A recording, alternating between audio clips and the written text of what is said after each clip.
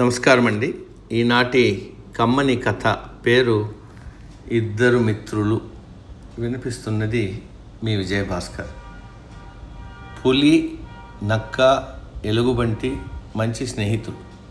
అవి రోజు చెరువు గట్టును కలుసుకుని సరదాగా కబుర్లు చెప్పుకుంటూ ఉండేటివి. వాటి స్నేహాన్ని మిగతా జీవులు గొప్పగా చెప్పుకునేవి.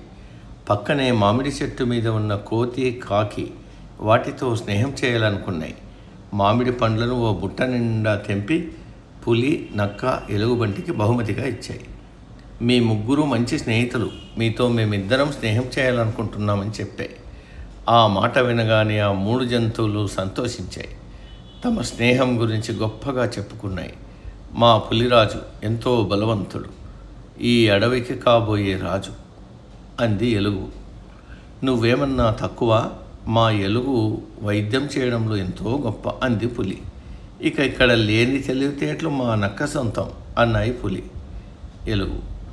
ఇదంతా విన్న కోతి, కాకి మీలాంటి గొప్ప మిత్రులతో స్నేహం చేసే అవకాశం రావడం నిజంగా మా అదృష్టం అన్నాయి. ఇలా కొన్ని రోజులు గడిచిపోయాయి.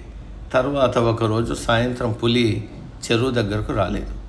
అప్పుడు సింహం తర్వాత తానే అడవికి రాజు అనుకుంటుంది పులి. నిజానికి కాకి గట్టిగా కావుమని అరిస్తే కూడా భయపడుతుంది అంది నక్క. ఎలుగు కూడా అవునని నవ్వింది. మరో రోజు సాయంత్రం నక్క చెరువు వద్దకు రాలేదు. ఈ నక్కకు రవ్వంతా కూడా తెలివిలేదు అంది పులి. ఇంకో రోజు సాయంత్రం ఎలుగుబంటి రాలేదు. అసలు దానికి ఏమైనా వైద్యం తెలుసా అంది నక్క. ఈ మాటలకు పులి విరగబడి నవ్వింది. ఇలా ప్రాణమిత్రులుగా పైకి నటిస్తూ వారు లేని సమయంలో వారి గురించి తక్కువ చేసి మాట్లాడటం కోతికి, కాకికి నచ్చలేదు. దుష్టులకు దూరంగా ఉండాలనుకున్నాయి. నెమ్మదిగా మామిడి చెట్టును వదిలి దూరంగా మరో నివాసం వెతుక్కోవడానికి వెళ్ళిపోయాయి. ఇలా ఉంటుంది స్నేహితుల ప్రవర్తన. సమం.